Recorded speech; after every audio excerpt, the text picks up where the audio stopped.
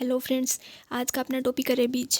चलिए देखते हैं। Rabies is caused by the Lyssa virus type first which is a bullet shape RNA neurotropic virus. Rabies जो होता है वो लाइजा वायरस के द्वारा होता है, जो कि रेब्डोविटाई फैमिली से बिलोंग करता है और इसकी शेप होती है वो बुलेट शेप होती है। अब इसमें देखते हैं ट्रांसमिशन एंड इसके पैथोफिजियोलॉजी। द सेंट्रीपिटल मोमेंट, यानी इसके अंदर ये वायरस का मोमेंट कैसे होता है। सेंट्रीपिटल ये मोमेंट करता है, यानी इट इज स्प्रेड बाय ये retrograde axoplasmic flow at a speed of, इसकी स्पीड होती है वो 5 से 100 mm पर डे के हिसाब से जाता है ये सेंट्रल नर्वस सिस्टम की तरफ।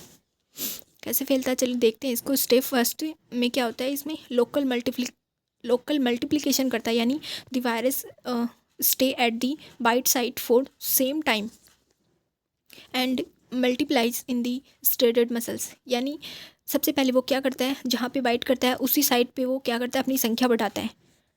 कुछ टाइम तक वहाँ रुकता है और अपनी संख्या बढ़ाता है।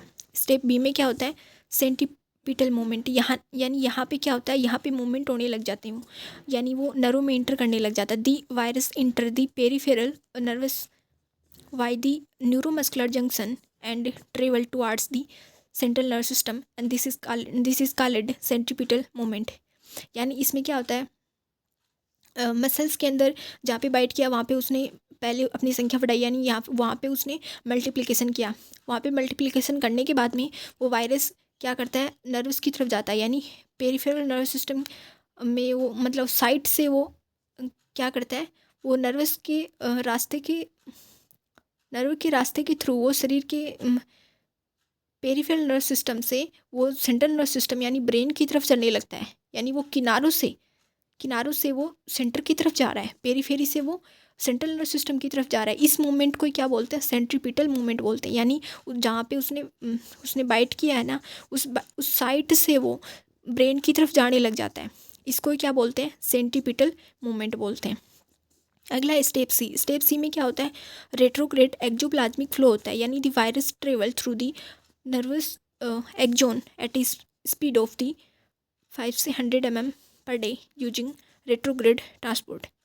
यानी इसमें क्या होता है, इसमें वायरस है ना, नर्व के अंदर एक मतलब इसका रास्ता होता है कि स्पेशल रास्ता बनाता है, यानी एक्जोन के थ्रू एक्जोन से ये रास्ते से एक्जोन से जाता है और इसकी स्पीड जो होती है ना वो 5 से 100 mm पर डे होती है इसकी स्पीड। यहाँ पे अगर मतलब कोई डॉग या फिर कैट है जो इसका था, रेबीज का था, तो जिसको रेबीज और रखा था, उसने अगर उसको बाइट किया, यानी उसने पैर पे बाइट किया, तो वो ब्रेन फुट है ना, अपना पैर जो है वो ब्रेन से दूर है ना, तो इसका इंक्यूबेशन पीरियड है ना लंबा हो जाएगा। और अगर उसने नेक पे ही बाइट कर लिया, यानी गर्दन पे ही कर लिया, तो वो क्या करेगा, ब्रेन उसके पास में है, यानी सेंट्रल नर्वस सिस्टम जल्दी पहुंच जाएगा वहाँ पे, तो उस टाइम क्या होगा, इंक्यूबेशन पीरियड है वो कम होगा।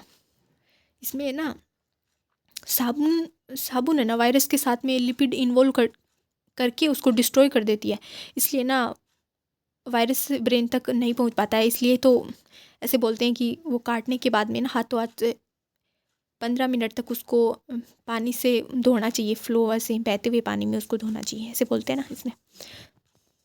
स्टेप डी में क्या होता है, CNS infection and centrifugal spread, यानी once it reach the spinal cord, ये एक बार स्पाइनल कोड में या ब्रेन में पहुंच गया है, इट क्योज अक्यूट इंसेफ्लाइटिस, तो वहाँ जाके ये इन्फ्लामेशन कर देता ब्रेन में, and then it spread back to other organ, और वहाँ से दूसरे ऑर्गन में फैलने लग जाता है, लाइक स्लेवरी ग्लैंड, यानी मोस्टली जो पेरोटिड ग्लैंड होती है वहाँ पे जमा होने लग जाता है, फिर वहाँ से उसके सलाइवा से फिर किसी और को वो बाइट करेगा तो उसके थ्रू उसमें ये ऐसे फैलता है। सेंट्रीफ्यूगल स्प्रेड ये बाद में, यानी वहाँ से ये सेंट्रल नर्वस सिस्टम से ये वापस नीचे ग्लैंड की तरफ आने लग जाता है, तो इसको बोलते हैं सेंट्रीफ्यूगल स्प्रेड। वो था सेंट्रीपिटल, यानी उस साइड से ब्रेन तक जाएगा वो क्या था, सेंट्रीपिटल, और वापस आ रहा है वो क्या है, सेंट्रीफ्यूगल। अब देखो क्लिनिकल स्टेज की बात करें तो इसमें गोल्डन सिम्टम क्या है, इसमें हाइड्रोफोबिया, उसको पानी से डर लगने लग जाता है, एंड इसमें एरोफोबिया होता है, हवा से भी डर लगने लग जाता है, एंड ओक्यूटू पेन, क्योंकि उसमें बहुत ज़्यादा दर्द होता है, पेनफुल स्पाज्म उसके अंदर होते हैं, उसकी जो लेरिंजल और फेंजल मसल्स होते हैं ना वहाँ पे। इसमें क्या होता है, वो ऐसे हवा से और पानी से वो चोक होने लग जाता है गला उसका, तो देखेगा ना इसको पानी को और इनको, तो ऐसे ही उसको चोक होने लग जाएगा गला। इसलिए उसको डर लगने लग जाता है फिर इनसे। वुंड क्लासिफिकेशन की इसमें बात करें तो कैटेगरी फर्स्ट में इसके इसके वुंड की क्लासिफिकेशन की कैटेगरी दी गई है, पहली कैटेगरी, दूसरी और तीसरी। देखो होता क्या, पहली कैटेगरी में क्या होता है, टचिंग और feeding animals, लिक्स on intact skin, यानी उसने ना ऐसे हल्का सा वो ऐसे लीक करके गया है, बस अपनी सलाइवा ही लगा के गया है स्किन के ऊपर, काटा नहीं है उसने ना। तो उस टाइम क्या करना है, उस टाइम कोई ट्रीटमेंट, स्पेशल ट्रीटमेंट देने की जरूरत नहीं है, ओनली उसको वॉश कर दो, ठीक है। कैटेगरी सेकंड में क्या आता है, nibbling of uncovered skin, minor scratch और अब्रेशंस विदाउट ब्लीडिंग, यानी यहाँ पर वो कैटेगरी सेकंड में वो आएंगे जब वो माइनर स्क्रैच करके चला जाता है, हल्का सा स्क्रैच करके चला जाता है लेकिन ब्लीडिंग नहीं आती है वहाँ पे। तो वहाँ पे क्या करेंगे, इमीडिएट वैक्सीनेशन करना होगा, एंटी रेट्रोवायरल जो एंटी रेबीज जो वायरस जो वैक्सीन होते हैं वो देंगे, एंड प्लस में उसको वुंड को वाश करेंगे। कैटेगरी थर्ड में कौन सा आएगा, सिंगल या मल्टीपल, उसमें ट्रांसडर्मल बाइट कर लिया उसने, बहुत ज़्यादा उसने काट लिया एंड उसमें स्क्रैचेज हो गया, लिक्स ऑन ब्रोकन स्किन, काटने के बाद में भी उसने अपनी सलाइवा उसमें लगा दिया, और बैड कॉन्टेक्ट। तो उस टाइम में क्या करना है, वैक्सीनेशन, एंटी रेबीज वैक्सीन देनी है, और साथ में उसमें रेबीज़ की इम्यूनोग्लोबुलिन भी देनी है, एंड साथ में वुंड को वॉश भी करना है। ऐसे उसको कैटेगरी फर्स्ट सेकंड थर्ड में ट्रीट करते रहेंगे। मैनेजमेंट की बात करें तो द इमीडिएट नर्सिंग एक्शन, इसमें immediate wound flushing with soap and running water for 15 minute, यानी 15 मिनट तक उसको रनिंग सोप और वाटर से उसको धोएंगे, and is the most effective first aid होता है। मैंने बताया था ना, क्योंकि ये जो वायरस है ना, ये जो वायरस के जो लिपिड इन्वॉल्व होता है ना इसके ऊपर, उसको ये डिस्ट्रॉय कर देता है साबुन और पानी, जिससे ना वायरस का ब्रेन तक वहाँ पहुँच नहीं पाएगा, इसलिए ये धोना बहुत ज़रूरी होता है। फर्स्ट एड के रूप में इसको मान सकते हैं अपन, ठीक है।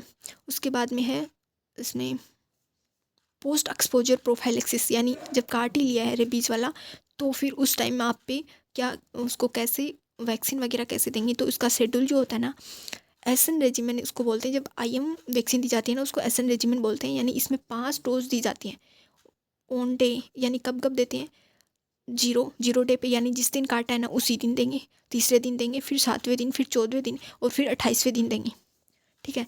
इसमें 19 days in optional high risk वाले में देते हैं, ठीक है। इसमें क्या करते हैं, इसको ऐसे समझो कि एक पेशेंट है, पेशेंट एक वैक्सीन वाला, एक पेशेंट को एक वैक्सीन वाला हिसाब इसमें याद रखो, IM मेथड में ना। इसमें क्या करते हैं, वैक्सीन की जो पूरी वाइल होती है ना, वो पूरी वाइल या तो फिर 0.5 ml की होगी या फिर 1 ml की, जो भी पैकिंग में होगी ना, एक ही बार में उसको लगा देना है, ठीक है। इसमें ऐसे करते हैं। और ये जो IM वाली जो वैक्सीन होती है ना, इसमें है ना सिर्फ एक जगह लगती है, ये है ना, सीधा डेल्टोइड मसल्स में, यानी कंधे वाले मसल्स में, वहाँ पे लगाओ।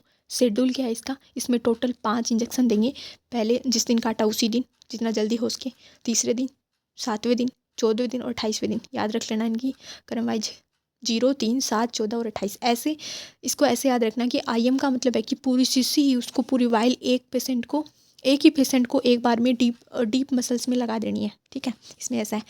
अब देखो इंटरडर्मल में कैसे देते हैं, इंटरडर्मल यानी ID शेड्यूल, है ना, इसको ना थायराइड क्रॉस भी बोलते हैं ID वाले को। इसमें क्या करते हैं, इसका शेड्यूल क्या है, इसको भी ऐसे ही देना है, 0, 3, 7, लेकिन इसमें 14 दिन को स्किप करना है, 14 दिन पे नहीं देना है, 28 इसमें क्या करना है, ये वाली मेथड याद रखनी है, 2, 2, 2, 0, 2, है ना, या 0 कराना 14 की जगह, क्योंकि 14 वाले दिन इसको नहीं देनी है। इसको कैसे देते हैं, इसमें इसको ना सेविंग वे भी बोल सकते हैं, क्योंकि इसमें क्या करते हैं, वैक्सीन की बचत होती है इसमें ना। इसको ऐसे समझो कि ये एक वैक्सीन कई पेशेंट के हिसाब से इसको याद रखो, यानी इसको ना गवर्नमेंट हॉस्पिटल में पैसा और वैक्सीन बचाने के लिए इसको यूज करते हैं। इसमें क्या होता है, इसमें पूरी वाइल नहीं लगती है, सिर्फ 0.1 ml, यानी इसमें ID देते हैं ना, इसलिए 0.1 ml ही देते हैं, इसमें बहुत थोड़ी सी मात्रा में इसको लिया जाता है, और ये मसल्स में नहीं बल्कि स्किन की जो लेयर होती है इंटरडर्मल, उसमें लगती है। इसमें ना एक ही दिन दो जगह पे इंजेक्शन लगता है, यानी एक जैसे ना एक लेफ्ट डेल्टोइड पर लगाएंगे और एक राइट डेल्टोइड पर, यानी 2 बार लगाते हैं, तभी तो यहाँ पे 2 लिखा नहीं, यानी 2 जगह पे लगेगी एक बार में, दोनों कंधों पे 0.1 ml और 0.1 ml ऐसे लगाएंगे। इसमें ना टोटल 4 बार हॉस्पिटल आना पड़ता है, यानी 0 यानी उसी दिन, एंड तीसरे दिन, एंड 7वें दिन, एंड 28वें दिन, ऐसे इसमें हॉस्पिटल में आना पड़ता है, एंड 14 दिन इसमें नहीं देते हैं। इस प्रकार इस फॉर्मूला को याद रखना, 2, 2, 2, 0 और 2। कैसे याद रखोगे? पहले 0 डे पे 2 इंजेक्शन देने हैं, ठीक है, लेफ्ट आर्म और राइट आर्म पे। फिर तीसरे दिन 2 इंजेक्शन, और 7वें दिन 2, एंड 14वें दिन पे देना नहीं है यहाँ पे, और 28वें दिन पे 2। यहाँ पे था 0, 3, 7, 14, 28, और यहाँ पे है 0, 3, 7 और 28। ऐसे याद रखना। अब अगला है इसमें इम्यूनोग्लोबुलिन। इम्यूनोग्लोबुलिन कैसे देते हैं, इसको एडमिनिस्ट्रेट कैसे करते हैं? RIG should be infiltrate locally in and around the wound, यानी उस जहाँ पे वुंड है ना, उस वुंड के अंदर लगाया जाता है इसको, एंड उसके चारों ओर भी, and the remaining is given IM, और जो बच जाती है ना उसको आप IM भी लगा सकते हो। देखो इसको समझते हैं। इसमें ना RIG, ये सीरम जो होता है ना, इसको ना हमेशा जो वुंड होता है ना, जख्म जो होता है उसके अंदर लगाते हैं और चारों तरफ इन्फिल्ट्रेट कर देते हैं उसको, ताकि वायरस है ना वहीं ख़त्म हो जाए। इसका सबसे बड़ा रूल ये है कि जो RIG जो होती है ना, इम्यूनोग्लोबुलिन, उसको ना पूरा शरीर में नहीं फैलाना होता है। जितना हो सके ना पूरी डोज को ये ना जख्म के अंदर और चारों तरफ लोकल इन्फिल्ट्रेट करके इसको लगाया जाता है, क्योंकि वायरस जख्म वाली जगह पर ही है ना। अगर हम वहीं पर RIG की फ़ौज को खड़ी कर देना तो वायरस वहीं पे न्यूट्रलाइज हो जाएगा और नरों में ये नहीं घुस पाएगा। इसको थोड़ा सा ऐसे भी याद रख लो। इसकी ना दो डोज देते हैं इसकी ना, एक तो ह्यूमन वाली होती है और एक हॉर्स वाली होती है। ह्यूमन वाली होती है ना उसको HRIG बोलते हैं, यानी उसकी 20 इंटरनेशनल यूनिट पर kg बॉडी वेट के हिसाब से देते हैं। और जो हॉर्स वाली होती है ना, इसको इक्विन बोलते हैं। उसमें क्या करते हैं, उसको जो ERIG होती है ना उसको 40 इंटरनेशनल यूनिट पर kg बॉडी वेट के हिसाब से देते हैं। ह्यूमन वाली को 20 इंटरनेशनल यूनिट पर kg बॉडी वेट के हिसाब से देंगे, और जो हॉर्स वाली होती है ना उनसे बनाई जाती है उसको 40 इंटरनेशनल यूनिट पर kg के हिसाब से देते हैं। इसमें क्या होता है, जो ये इम्यूनोग्लोबुलिन जो होती है ना, RIG जो होती है, उसको जितना जल्दी हो सके ना बाइट के बाद में देना होता है वहाँ पे, जितना जल्दी हो सके। यानी जब उसने बाइट कर लिया ना, बाइट करने के बाद में जितना जल्दी हो सके ना इसको लगा देना है, क्योंकि 7वें दिन के बाद में तो यहाँ पे कोई फ़ायदा नहीं लगाने का, क्योंकि तब तक तो वैक्सीन खुद ही एंटीबॉडीज बना लेती है। इसलिए RIG और वैक्सीन है ना, एक चीज़ इसमें ये याद रखना कि जो ये RIG होती है ना, इम्यूनोग्लोबुलिन, और वैक्सीन जो होती है ना, उनको कभी भी ना एक ही सिरिंज में मिक्स नहीं करना, और ना ही एक ही साइड पे एक ही जगह पे नहीं लगाना होता है इनको। नहीं तो ना RIG क्या करती है, ये वैक्सीन को ही ख़त्म कर देगी। अगर सुचरिंग लगाना बहुत ज़रूरी हो ना, वैसे तो सुचरिंग नहीं करनी है, अगर मतलब ब्लीडिंग हो रही है बहुत ज़्यादा, लगाना ज़रूरी है, तो पहले क्या करना है, इस RIG को लगा देना है वहाँ जख्म पर, इन्फिल्ट्रेट कर देना है वहाँ पर इसको, और उसके फिर 2 घंटे बाद में आप वहाँ पे सुचर कर सकते हैं। इसमें नर्सिंग प्रायोरिटीज़ की बात करें तो अवॉइड करना है सुचरिंग को the wound. If mandatory do it after 24 से 48 hours only after RIG infiltrate, यानी हो सके इतने तो अवॉइड करो, लेकिन अगर लगाना ही ज़रूरी है तो ये RIG को लगाने के बाद में आप उसको 2 दिन बाद में 2 घंटे बाद में, या फिर 24 से 48 घंटे बाद में आप इसको लगा सकते हो, सुचर कर सकते हो। And keep the patient in a dark quiet room to prevent the spasm. उसके अंदर उसको हवा से और पानी से इनसे डर लगने लग जाता है ना, और उसमें क्योंकि दर्द के स्पाज्म उसके अंदर होते हैं, तो उसको क्या करो, उसको शांत रूम में और डार्क रूम में उसको रखो, ताकि उसमें स्पाज्म ना आए। चलो इसको ना फटाफट रिवीजन कर लेते हैं, फटाफट देखते हैं इसको। रेबीज जो होता है ना, लाइजा वायरस से होता है, और ये बुलेट शेप होता है, और इसका ट्रांसमिशन जो होता है वो पहले मल्टीप्लिकेशन होगा वहाँ पे, और उसके बाद में सेंट्रीफ्यूगल ये फैलेगा, उसके बाद में ये रेट्रोग्रेड होगा, और फिर ये सेंट्रीफ्यूगल होता है। इसमें क्या होता है, इसमें हाइड्रोफोबिया होता है, ये स्पेशल सिम्टम है इसका ना, और उसको एरोफोबिया होने लग जाता है। इसमें वुंड क्लासिफिकेशन की बात करें तो इसमें 3 कैटेगरी में इसका वुंड का क्लासिफिकेशन करते हैं। पहली कैटेगरी में उसने सकी वो ही किया है, लीक ही किया उसने ना, ओनली स्लाइवा ही लगा उसका, तो उसमें कोई ट्रीटमेंट नहीं देंगे, उसको ओनली वाश करेंगे। कैटेगरी सेकंड के अंदर उसमें स्क्रैच करके गया हल्का सा, लेकिन वहाँ पे ब्लीडिंग नहीं हो रही है, तो उसको वैक्सीन देंगे, साथ में उसमें वुंड को वाश करेंगे। कैटेगरी थर्ड में क्या करते हैं, यहाँ पे सिंगल या मल्टीपल उसने ट्रांसडर्मल बाइट कर लिए हैं, और मतलब वो बहुत ज़्यादा कट लगा गया वहाँ पे, तो उस टाइम क्या करना, वैक्सीन के साथ में उसमें इम्यूनोग्लोबुलिन भी देनी है, साथ में उसको वुंड को वाश करना है। ठीक है, मैनेजमेंट में उसको फिर ये 15 मिनट तक उसको वॉश करना होता है ये। और प्रोफाइलेक्सिस के अंदर इसको ये यहाँ से क्वेश्चन बन सकते हैं, इंपॉर्टेंट है, याद रख लेना। यहाँ पे 5 डोज देते हैं IM में, यहाँ पे 0, 3, 7, 14 और 28 पे उसको ये 5 डोज दी जाती हैं, और इंट्राडर्मल में उसको 0, 3, 7 और 28 पे ये 4 डोज उसमें दी जाती हैं। और इम्यूनोग्लोबुलिन को वुंड वाले उस जहाँ पे जख्म है वहाँ पे लगाया जाता है। आशा करती हूँ आपको समझ आया होगा। Thanks for watching.